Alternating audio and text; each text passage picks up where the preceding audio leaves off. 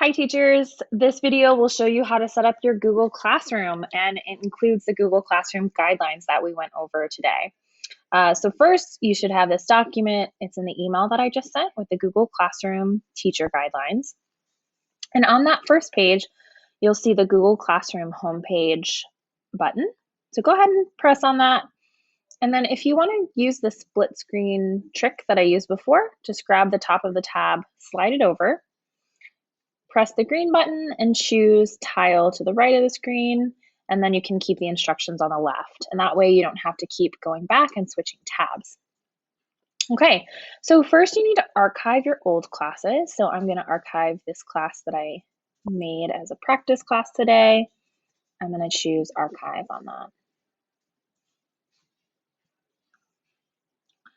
Okay, once you've archived all of your classes, you're going to create your new classes for this year.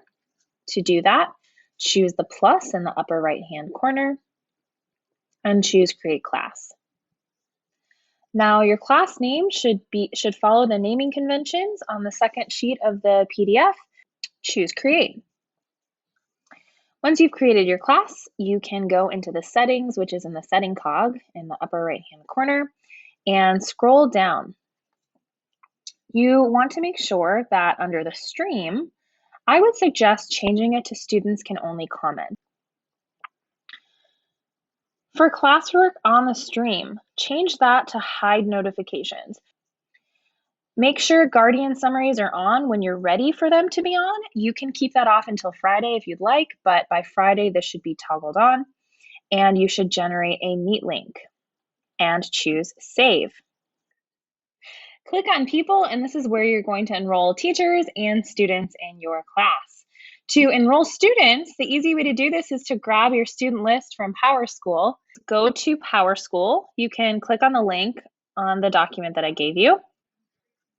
And from here, you're going to select one of your classes. So if I was making a Google Classroom for programming, I would go over here to Student Resources, Student Information, choose email addresses, click on the check next to student email, and then down at the bottom, build list.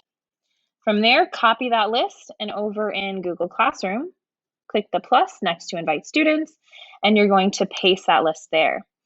It looks like they're all together as one email address, but if you press the space bar, they separate and it will invite all of your students individually.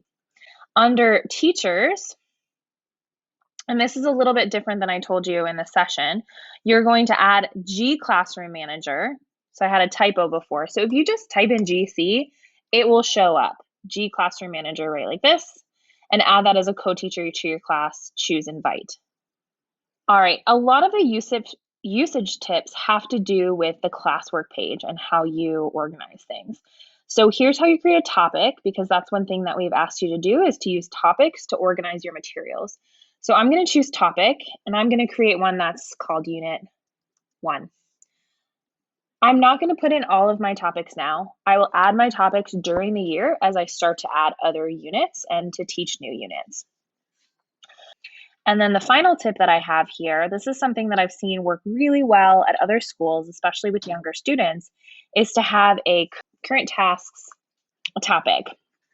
And something else that you can do that's pretty cool is add emojis to your topics. So the keyboard shortcut on a Mac is Control-Command-Space, and then you get your keyboard, your emoji keyboard. The added color and icons there is really helpful for them. So I'll choose Add.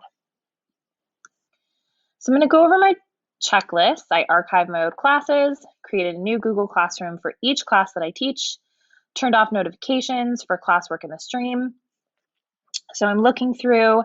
I've done most of this except for customizing email notifications for classes. So in order to do that, you're going to click on the 3 lines here, choose Settings, and then from here you can customize your email notifications and change if you see people who comment, if you want work and posts from other teachers, perhaps you're a co-teacher, etc.